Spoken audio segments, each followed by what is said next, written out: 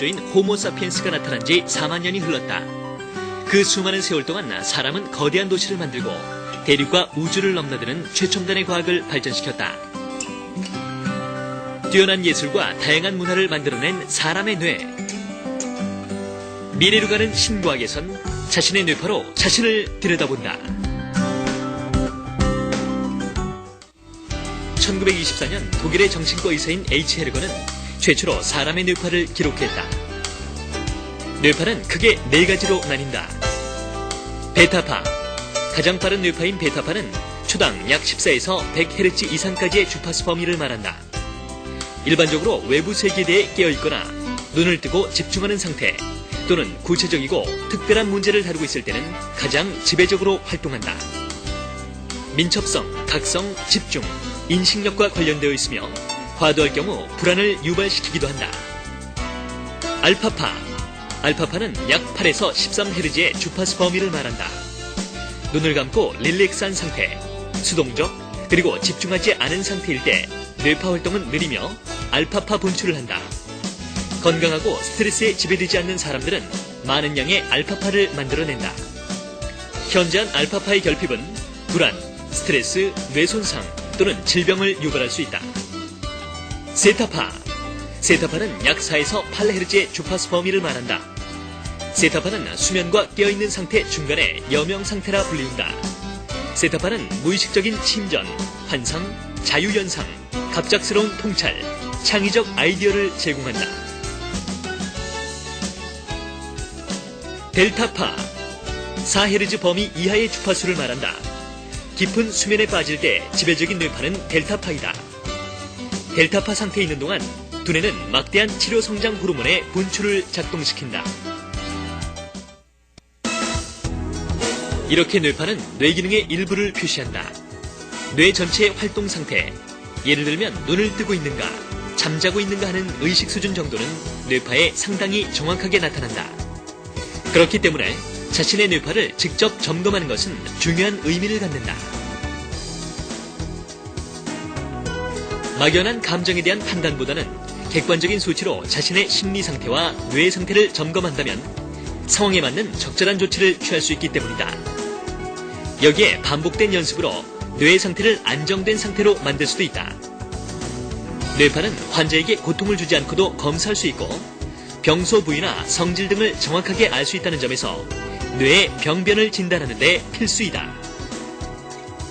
1924년 H. 헤르거가 최초로 뇌파를 측정할 때에는 200개의 전극을 머리의 상처 부위에 부착했지만 80년 후 지금은 몇 개의 전극만을 가지고도 가능하다.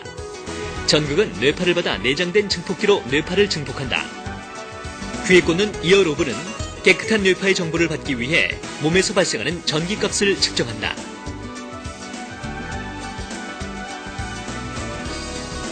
전달된 뇌파는 뇌파 측정기로 보내어져 각각의 뇌파를 측정한다.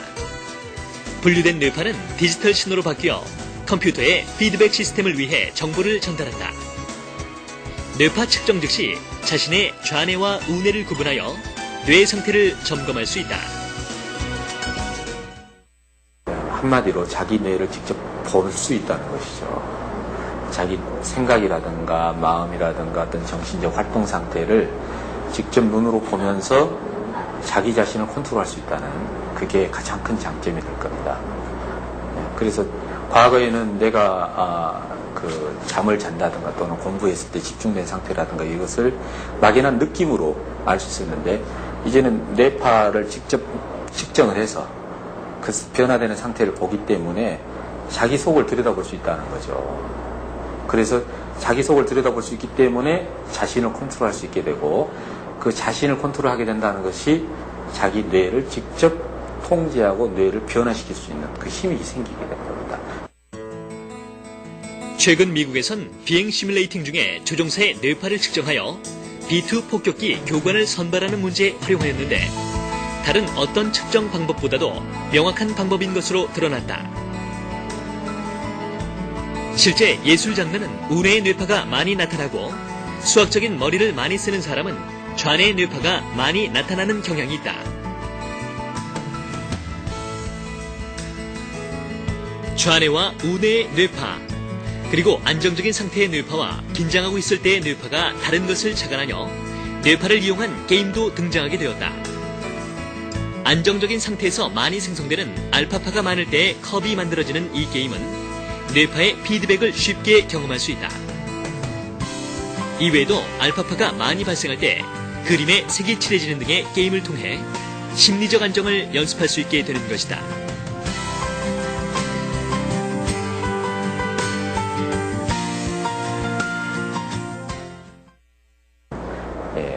자신의 능력을 개발시키는 것, 뇌를 이제 최적화시킨다고 부르고 있는데, 정상인들이 자신의 뇌를 개발시켜가지고 보다 더 뛰어난 뇌의 기능을 만드는 것이죠.